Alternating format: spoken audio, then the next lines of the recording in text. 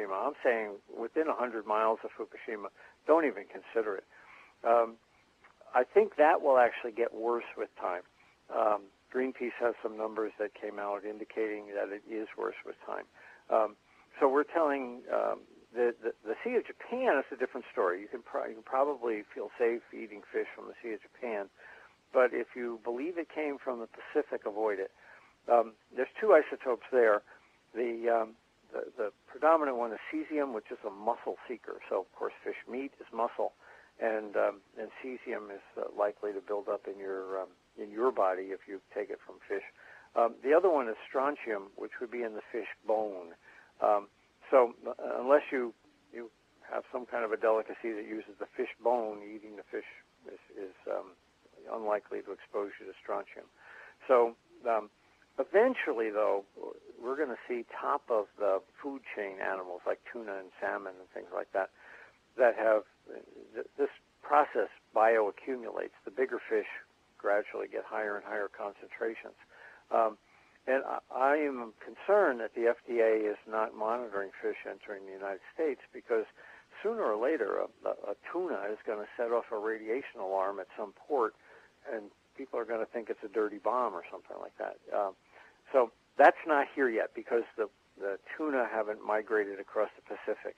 But I'm thinking that by about 2013, we might see contamination of the water and of the top of the food chain fishes as they on the West Coast. Well, but I keep hearing the Pacific is a really big ocean. That old saw has been trouted out a lot. And I think what they're missing here in those stories, of course, is what you've mentioned, which is the bioaccumulation, which is that these are many of these isotopes mimic really important elements, and so our bodies preferentially take them up, but so do microorganisms, and then they all get eaten by something larger than them, and so on as we go. And over the course of that, we should all be familiar with this because this is how mercury tends to bioaccumulate. This is how a lot of toxins bioaccumulate. So we're really talking about the concentration of radioactive particles. And you mentioned that you have some assessment that more radioactivity has landed in the Pacific Ocean than did in the Black Sea from Chernobyl. Do you have a sense of how much you think has gone in? Well, actually, it's Woods Hole, and they're certainly a reputable scientific organization. They're saying 10 times more. And yes, the Pacific's big, but we're still talking about what's there now. And I think it's important for everyone to understand that we're not out of the woods. You know, when Chernobyl was over, we're still 10 times what Chernobyl was over, and we're still have no end in sight for releases from Fukushima, and it's already 10 times that. I am concerned. We've already seen small fish on the order of 4 or 5 inch fish as far away as 50 miles containing cesium levels of 10 to 50 times higher than allowable. And, of course, those fish are going to get eaten by bigger fish up the food chain, so it's a concern. Seaweed seems to absorb iodine, but it also absorbs cesium, which is something that I just learned. I was worried. I was telling people, don't worry about seaweed after 90 days because the iodine's all gone. But I'm not sure about that at this point because, as I understand it now, it can also absorb the cesium. So I'm a little unsure on that science. Well, fortunately, the EPA has a rigorous testing program in place, right? Right. Trust me, I'm from the government. Right. Yeah, unfortunately on that. So this is part of the environmental legacy of Fukushima. And, oh, by the way, I should mention in my research I came across the idea that shellfish, and particularly crabs and other crustaceans, will accumulate cesium pretty heavily in their shells. So we might want to add shellfish to the cesium story there as well. I think if I lived there personally, I would just be avoiding all seafood from the Pacific, as you mentioned. I think that's sage advice at this point, until and unless we had a really believable and aggressive monitoring program. I would be personally leery myself.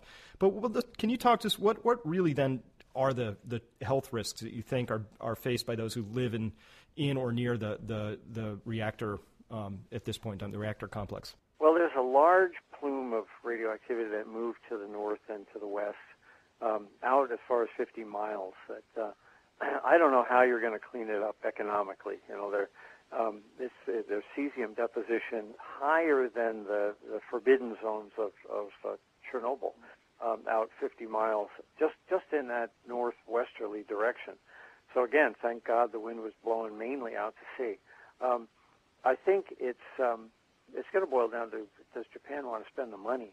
But I can't imagine people ever getting back into the 20-kilometer zone, especially in that northwestern quadrant, rather. It just is going to cost way too much to decontaminate that land. Farming is going to be a problem out as well because, again, cows and cattle will absorb cesium for years to come. We're seeing that in Germany after Chernobyl. We're still seeing, 30 years ago, wild boars in Germany that eat mushrooms are still contaminated with cesium. So this is not a problem that goes away in a generation. It hangs around for quite a while. I think there's two cost issues here. I think the cost, and it really does boil down to money at some point. The cost to decontaminate the site is probably going to be on the order of $30 to $50 billion. Normally, a decommissioning is around $1 billion to decommission a plant that's relatively clean. But each of these plants has got a molten blob of fuel at the bottom, which is territory that no one's ever assessed. And that's just the site. So I'm thinking that a $30 to $50 billion hit for the nation of Japan, because I don't think TEPCO can afford it, as well as contamination further inland, could easily be $100 billion more. Now, I put that out on my website, and I had people say, oh, no, it's never going to be that high. But, of course, it'll be a long time before we get there. And some of those costs might get mixed up with tsunami costs as well. But it wouldn't surprise me in excess of $100 billion to decontaminate that area within 20 or 30 kilometers of Fukushima would be a realistic number. And when we say decontaminate, I mean, so I guess you scrub surfaces, but once you've got the stuff down to the soil level, don't you do what they did in Chernobyl? I mean, what can you do besides carve the top number of inches off and cart it away and pile it up somewhere? Is there more that can be done? No, there's not.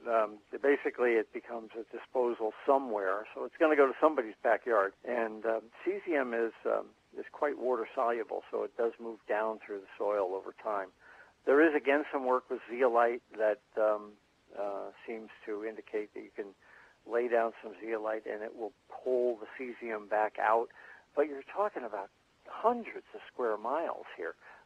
So this is a little more than a science project. Wow, I'm really still a little bit shocked that you were able to receive air filters through the mail, I presume, in some way, that came in with some contamination on them. And this is something I've been focused on for a while, is trying to assess what the real economic impacts are going to be outside of the borders of Japan. A very important manufacturing industrial center, critical in certain supply chains. Maybe we'll find ways to mitigate that over time. But for now, they have a bunch of critical functions, and just worrying about what might happen to their import-export balance if it turns out that there's more evidence of these sort of strange contamination moments popping up. Hey, it's in the sludge. Oops, it's in air filters. Wait a minute, it's on. They don't really. It could end up anywhere. What do you have any insight into what sort of supply chain disruptions you might expect at this point, or how they might manage this process of importing, exporting, given everything needs to be checked for contamination, and how you would go about that? What are we facing here? Well, I was a little bit surprised that Hillary Clinton made some sort of a pact with the Japanese to try to encourage buying Japanese food and vegetables. Clearly, the food and vegetable chain, I think we already talked about. I think the large industrial products like automobiles and their transistors and computers and things like that are probably going to be just fine. The boxes they're made in, I might be a little bit concerned about, and that they're shipped in. But I would expect that the shippers would be on top of that, because the last thing Sony wants is a crate load of televisions coming up contaminated because the boxes are contaminated. So I think the big guys are going to be alert to that, the Mitsubishis and the Sonys and the Hitachis, and are going to watch that a lot. It's the intermediate people in the market, the small manufacturers. Who there's some clay pots coming out of Japan and things like that. And I'm hoping that there'll be some kind of government monitoring on that, because without that, I don't have any confidence of what kind of product I'm buying. Right. So, all right. So to wrap this up, I'm just interested in for all of our listeners who may live in Japan or live on the West Coast or wherever they happen to be, if there's an aftershock and if Building 4 sort of topples over, what would your advice be? I heard your advice to the people in Japan. Get on a plane if possible, or get far away, or know which way the wind is moving and go the other direction. What would you do if you were in the United States, and you saw that had happened? Well, I'm in touch with some scientists now who have been monitoring the air on the West Coast. And in Seattle, for instance, in April, the average person in Seattle breathed in 10 hot particles a day. What? I did not know that.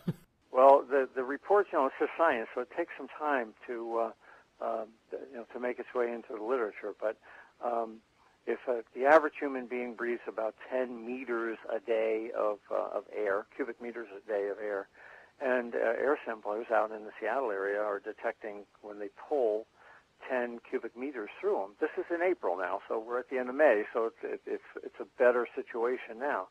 But that air filter will have 10 hot particles on it. Now, and that was before the Unit 4 issue. Clearly, we all can't run south of the equator to our second homes in Rio or something like that. Yeah. But it will stay north of the equator for anyone who has a Learjet and can get out. But I guess what I'm advising at that point is keep your windows closed. I would definitely wear some sort of a filter when I was outside. I certainly wouldn't run and exercise until I was sure the plume had dissipated. This isn't now. This is, as you were saying, this is worst case. But if Unit 4 were to topple, I would close my windows, turn the air conditioner on, replace the filters frequently, damp mop, put a HEPA filter in the house, and try to avoid as much of the hot particles as possible. You're not going to walk out with a Geiger counter and be in a plume that's going to peg the meter. The issue will be on the West Coast hot particles, and the solution there is HEPA filters and avoiding them. There's also potentially some medical issues. Maggie and I at Fairewinds have been working with a couple of doctors to look at ways to mitigate, to help your body cleanse particles if you know you've been exposed to them. But that's a little bit premature to go into much more detail on that. Right. So, but this is all worst case, and we're just going to keep our eyes on it. I think the important message here is that the situation is not yet over. It's something we're going to have to keep our eyes on, which is tricky because the media tends to not have a very long attention span when it comes to these things. But in your estimation, it's still an evolving situation over there. There could still be some curveballs. It's possible that there might be a steam explosion at 3. There might be a toppling event at Building 4. These are some of the key risks we're going to keep our eyes on the lookout for. Is there anything else to this story you want to add? No, it's going to be a long slog. Yeah. Well, thank you so much, Arnie. It's just been a fabulous conversation. And again, where should people go if they want to follow you and find out more? Well, Martenson has an O in it, but Gundersen has an E in it. So, and so does Fairewinds. FAIREWINDS.com is our blog, and it's our website rather. And Maggie and I are doing it for free. We're not. It's been volunteer work. We do have a donate button to keep our computer whiz computing, but it's not for profit venture on our part. Well, and